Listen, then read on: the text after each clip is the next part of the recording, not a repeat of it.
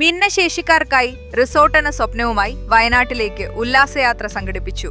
റിസോർട്ടിൽ ഒരു ദിവസം താമസിക്കണം, നീന്തൽ, കുളത്തിൽ മുങ്ങിത്തുടിക്കണം, പാർക്കിൽ കളിച്ചുല്ലസിക്കണമെന്ന സ്വപ്ന സാഫല്യവുമായി താമരശ്ശേരി ചുരം കയറി ഭിന്നശേഷിക്കാരായ വാഴക്കാട് ഗ്രേസ് വില്ലയിലെ മക്കളും മുക്കത്തെയും പരിസര പ്രദേശത്തെയും ജീവകാരുണ്യ പ്രവർത്തകരും വയനാട് വിസ്റ്റ പാം വ്യൂ റിസോർട്ടിലേക്ക് ഉല്ലാസയാത്ര നടത്തിയത്.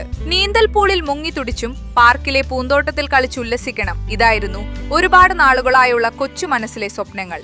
രുചികരമായ ഭക്ഷണവും കഴിച്ചു ഒരു ദിവസം അവർ ചിലവഴിച്ചുള്ള അവരുടെ സ്വപ്നം അരങ്ങേറി. ആകാശ പറവകളെ പോലെ അവർ പറന്നു കളിച്ചു, ചാടിയും ചിരിച്ചും തുള്ളിച്ചാടി ഉല്ലസിച്ചു. അവരോടൊപ്പം ചേർന്നപ്പോൾ ആഹ്ലാദത്തിന്റെ സുന്ദര നിമിഷങ്ങളായി മാറി. സംഗീതത്തിന്റെ ചുവടും അക്ഷരാർത്ഥത്തിൽ അവരുടെ മനസ്സുകളിൽ ആഹ്ലാദത്തിന്റെ അലകടലായി മാറി. നാസർ മാസ്റ്റർ, ഷിഹാബുദ്ദീൻ പൈക്കരതൊടി, മൊയ്തീൻകുട്ടി കാരമൂല, ഗഫൂർ പൂളപ്പൊയിൽ, മുസ്തഫ മുക്കം, PK അബ്ദുൽ ഖാദർ ചേന്ദമംഗല്ലൂർ, ഷഫീഖ് ചേന്ദമംഗല്ലൂർ, തൂഫൈൽ പാളൂർ, അജ്മൽ പാളൂർ, ലൈലാബി മുക്കം, ജസീല മാലിയേക്കൽ, നസീറ ഓമശ്ശേരി, സരീന ഗോതമ്പ് റോഡ്, റിയ വാലില്ലപ്പുഴ എന്നിവർ നേതൃത്വം നൽകി.